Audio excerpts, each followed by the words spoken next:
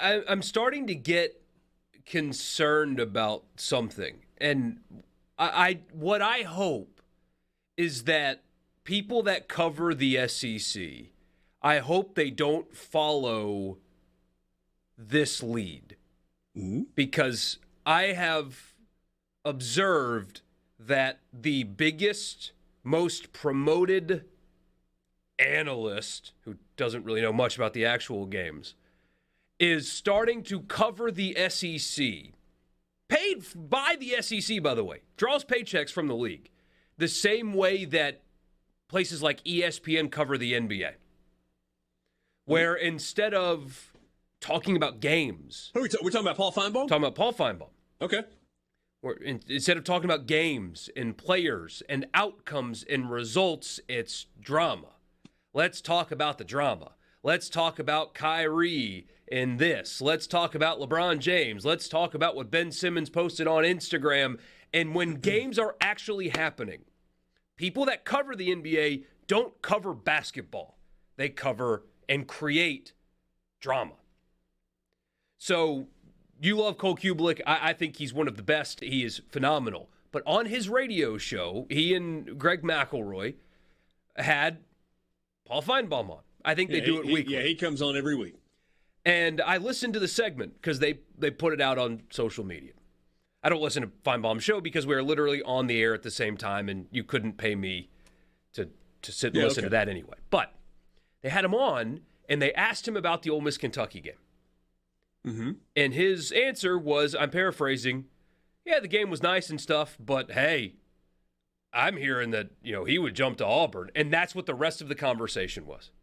Well, and he's done that twice this week, right? He's talked about, he did it with Matt Berry on Matt Berry's podcast. Yep. Look, man, that's what Paul Feinbaum does. He grabs low-hanging fruit and he tries to grab your attention. My point is, that's always been him, right? Like, he got rich on just letting people call and scream at him and creating drama. Like, that's fine. I get him.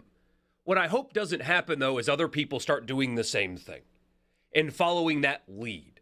Because I remember when I was younger, the NBA, I'm using this parallel, used to be covered games. It was games and players and highlights. That's what it was. That's all anybody covered. That's all anybody talked about was games, players, and highlights.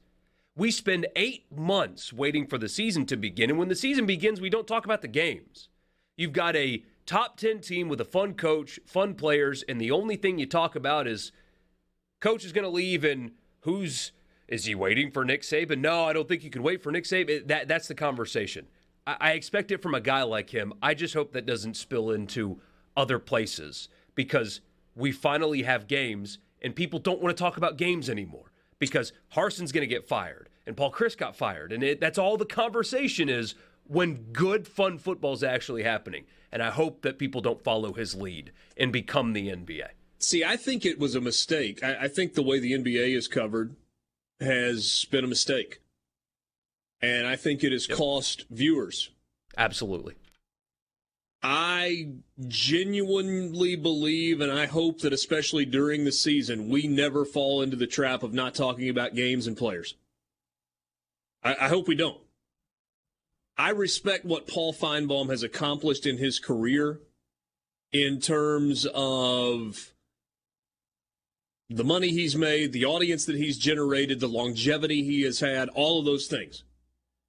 I don't think Paul Feinbaum is smart enough as, to use your word earlier, an analyst, which he's not. He's not an analyst. He's a columnist that hosts a radio show that's kind of a sideshow. And that's not a knock on Paul Feinbaum. He has found a way to carve out a niche and make an incredible living for a really, really long time. But he's not. He's also incredibly bright and incredibly smart, but he's not smart enough as an analyst to do a show that's nuts and bolts on college football. Doesn't know the game well enough to do that. You mentioned Cole Cuba. I was going to say, if that's what you want, fine, go get that. If you want nuts and bolts of football, there are places that you can get it. I would like to think that this is one of those places. I think Cole Kubelik provides that for the most part. I'm going to tell you who, and you guys kind of turned me on to him. I think he does a really good job, and there is a lot of meat on the bone with Josh Pate. Mm-hmm. He doesn't care about all the other stuff. Now, he gets into the whole playoff, 4 teams, keep it at 12, whatever. I think that's a dumb argument, but it's fine, whatever. But in terms of just breaking down games and analyzing games and why things happen, he's pretty good.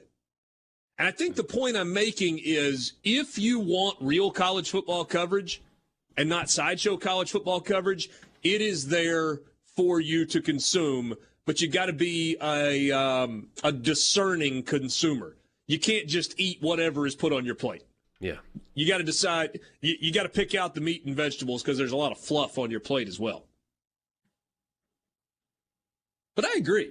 Agreed. Especially, and I think there is plenty on the field to talk about. Especially this year. I mean, of all years for that to be the dominating conversation when it feels, and I could be wrong again, we'll look up in December and it'll be Alabama, Georgia, Ohio State, Clemson, and that'll just be what it is. Ooh. But I don't feel like that's what it is. I think they are all vulnerable. I think Ohio State might struggle to run the football against the better teams that they play. I think Clemson, while DJ's been better, is vulnerable. We've seen that Alabama is vulnerable, and their Heisman-winning quarterback just has a little AC joint sprain. Okay. We'll see. We saw vulnerabilities with Georgia. I think teams like Oklahoma State, for example, when you look at Oklahoma State's schedule and how good they are, buddy, that has a chance to be a playoff team. What happens if BYU runs the table? I know they have a loss, but still, it's a fine loss. And look at the rest of their schedule. So there's a lot of good going on right now and a lot of vulnerable, which makes it so much more fun.